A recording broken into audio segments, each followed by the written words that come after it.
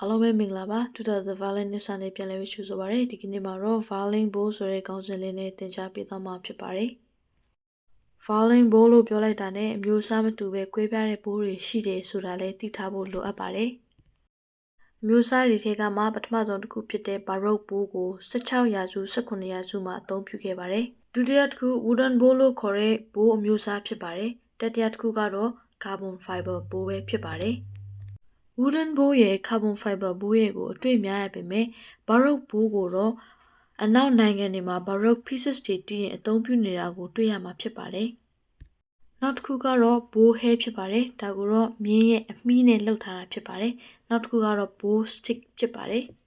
။ bow ရဲ့ထိပ်ဆုံးမှာကျိုးကိုအလျှော့တင်းလုပ်တဲ့အရာလေးကို screw လို့ခေါ်ပါတယ်။ bow ကိုအပိုင်း၃ပိုင်းခွဲခြားထားပါတယ်။ lower half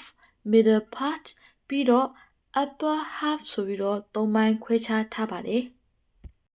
upper half ရဲ့ထိပ်ဘက်လေးကို tip လို့ခေါ်ပြီးတော့ lower half ရဲ့အောက်ဘက်အခြမ်းလေးကို frog လို့ခေါ်ပါတယ်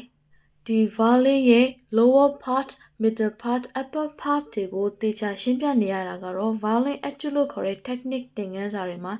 bow ရဲ့ part တွေကိုခွဲခြားပြီးတော့အသုံးပြုဖို့ညွှန်ပြလေးရှိတာမို့ရှင်းပြရခြင်းဖြစ်ပါတယ်